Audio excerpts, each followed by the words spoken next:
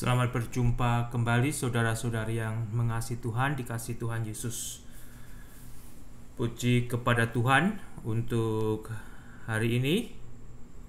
Kita diberikan hari yang baru. Saya juga boleh melanjutkan dari Filipi pasal yang kedua, mulai dengan ayat yang ke-19. Saya akan terlebih dahulu berdoa. Bapa di surga, hamba mengucap syukur untuk hari ini.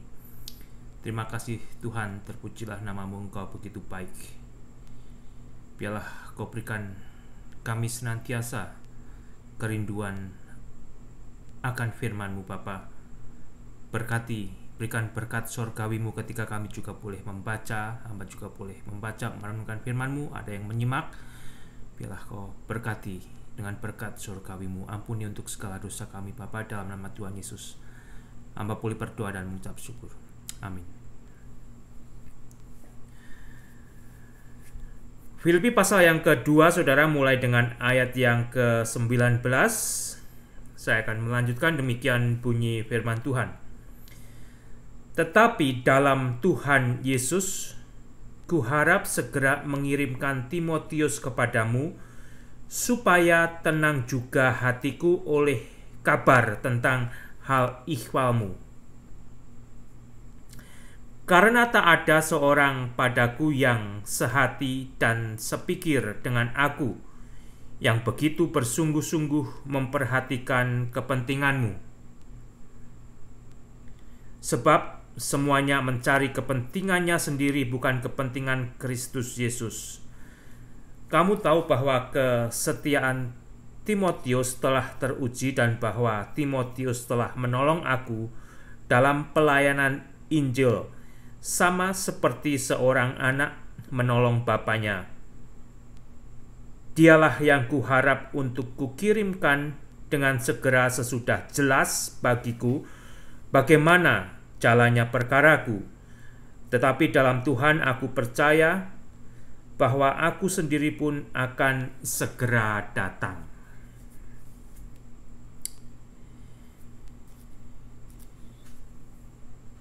Hamba Tuhan seperti Paulus, hamba Tuhan yang tidak ditopang oleh anaknya sendiri, bahkan Paulus melayani tanpa ada keluarga, maksud saya darah daging yang terlibat di dalam pelayanan dia. Dan Timotius bagi Paulus yang melayani Tuhan, dengan demikian Timotius adalah berkat yang begitu besar dan luar biasa bagi Paulus yang melayani Tuhan Yesus Kristus. Paulus sendiri berharap agar dia dengan segera bisa mengirimkan Timotius, agar Timotius bisa menyenguk jemaat yang ada di Filipi. Karena Paulus sendiri berkerinduan untuk segera mengetahui keadaan, kondisi kehidupan jemaat yang ada di Filipi, dengan harapan jika jemaat yang ada di Filipi memang menjadi jemaat yang bertumbuh menjadi dewasa di dalam Tuhan. Timotius diharapkan bisa segera dikirimkan oleh Rasul Paulus. Paulus sendiri mempunyai keyakinan yang teguh dan berharap Tuhan boleh berkenan, Tuhan boleh mengizinkan, sehingga akhirnya Timotius bisa segera dikirimkan ke Filipi. Karena saudara, dikatakan di ayat 20, tidak ada seorang pun yang ada melayani bersama-sama Paulus yang sehati, sepikir dengan beliau, dan yang begitu bersungguh-sungguh memperhatikan kepentingan jemaat di Filipi. Dan hanyalah Timotius yang menjadi kandidat yang bisa dikirim oleh Paulus. Sebab semuanya mencari kepentingannya sendiri. Wow, saudara. Bukan kepentingan Kristus Yesus.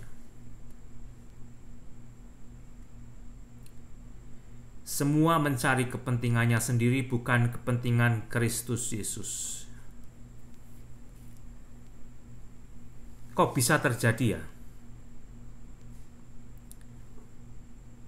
Hamba Tuhan yang luar biasa seperti Paulus tetapi justru tidak dikerumuni oleh orang-orang yang sehati, yang sepikir dengan Paulus di dalam melayani Kristus Yesus. Hamba Tuhan seperti Paulus adalah hamba Tuhan yang langka, yang susah ditemukan. Bagaimana dengan Anda sebagai hamba Tuhan? Meskipun Anda sebagai hamba Tuhan, mudah-mudahan Anda memiliki karakter seperti Paulus di dalam melayani Kristus. Benar-benar dijual bagi Kristus 100%. 100%. Anda tidak melayani Kristus karena memiliki agenda yang lain. Untuk menjadi kaya, untuk mendapatkan kedudukan, bahkan ada juga yang melayani karena untuk mencari jati diri. Untuk agar emosinya terpuaskan. Tetapi tidak benar-benar melayani Kristus. Hanya memang di dalam nama kekristenan ada bagian kekristenan yang dilayani tetapi tidak secara penuh. Tidak secara penuh. Tetapi di sini Rasul Paulus mengatakan jikalau pelayanan Timotius memang sudah terbukti, sudah dialami sendiri oleh Paulus. Bahkan dikatakan jikalau Timotius bagaikan anak yang menolong bapaknya. Meskipun Timotius sendiri bukan darah daging daripada Paulus, dia adalah anak angkat rohani, Ya. Mudah-mudahan jikalau Anda sebagai hamba Tuhan punya anak, ya, Anda memiliki relasi yang baik. Jangan justru Anda sebagai orang tua, sebagai hamba Tuhan tidak memiliki relasi yang baik dengan anak Anda. Itu sebetulnya menyedihkan. Sedangkan di sini kita belajar dari Paulus, yang mana Timotius sendiri adalah orang lain bagi dia, tetapi di dalam pelayanan mereka memiliki kedekatan bagaikan anak dan bapak dan anak, satu hubungan yang luar biasa, ya. Dan ini boleh menjadi contoh bagi orang tua Kristen, agar orang tua Kristen juga boleh memiliki hubungan yang baik dengan anak-anaknya. Jangan justru saling bertentangan, ya, saling bermusuhan, memalukan, ya. Dialah yang kuharap untuk kukirimkan dengan segera sesudah jelas bagiku bagaimana jalan perkaraku. Tetapi dalam Tuhan aku percaya bahwa aku sendiri pun akan segera datang, ya, sedapat-dapatnya, secepat mungkin.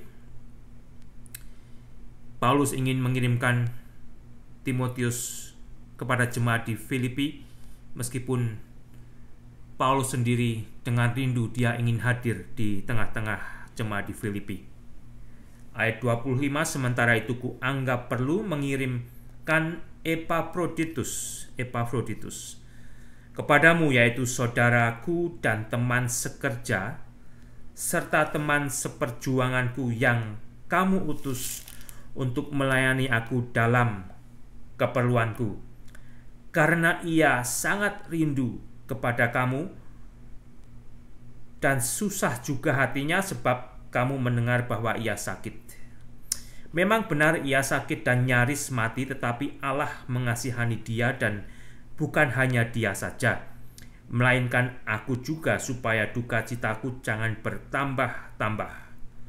Itulah sebabnya aku lebih cepat mengirimkan dia, supaya bila kamu melihat dia, kamu dapat bersukacita pula dan berkurang duka citaku. Jadi sambutlah dia dalam Tuhan dengan segala sukacita, dan hormatilah orang seperti dia, sebab oleh karena pekerjaan Kristus ia nyaris mati, dan ia mempertaruhkan jiwanya untuk memenuhi apa yang masih kurang dalam pelayananmu kepadaku. Akhirnya, saudara-saudaraku, bersukacitalah dalam Tuhan.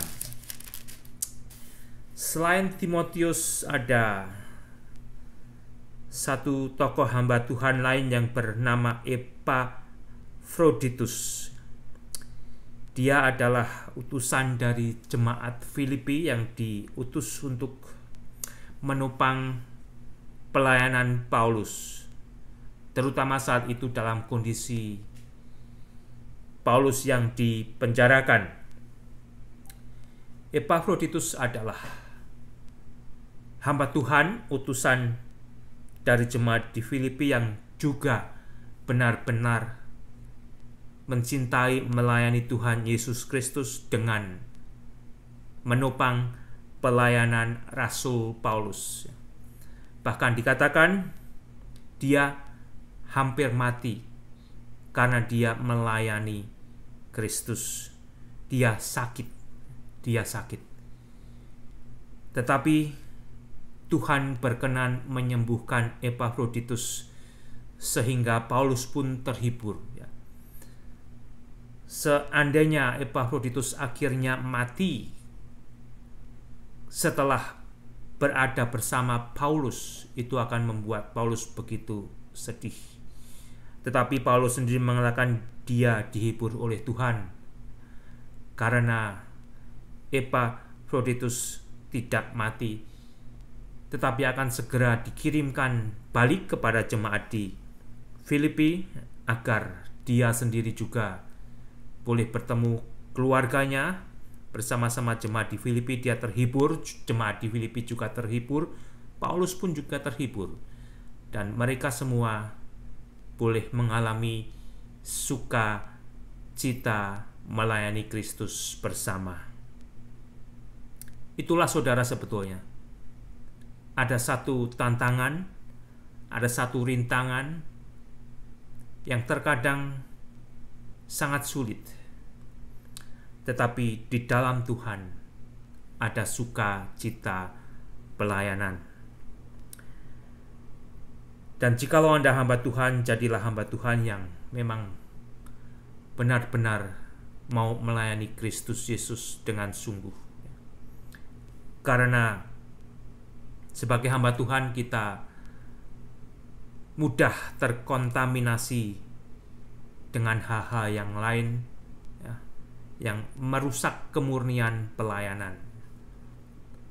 Meskipun melayani di dalam nama kekristenan, di dalam nama Tuhan Yesus, hati-hati agar kita tidak terpengaruhi oleh daging kita, oleh kemanusiaan kita, oleh emosi kita, oleh tujuan-tujuan lain yang tidak sesuai dengan tujuan Kristus.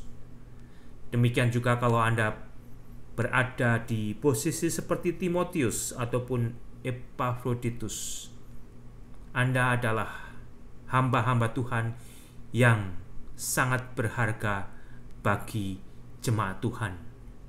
Layanilah Tuhan sesuai dengan yang Tuhan berikan kepada Anda dengan sungguh-sungguh. Fokus Anda adalah Kristus yang Anda layani, meskipun Anda juga boleh menopang gereja Anda, boleh menopang persekutuan Anda, boleh menopang pelayanan di mana Anda berada. Tuhan Yesus memberkati.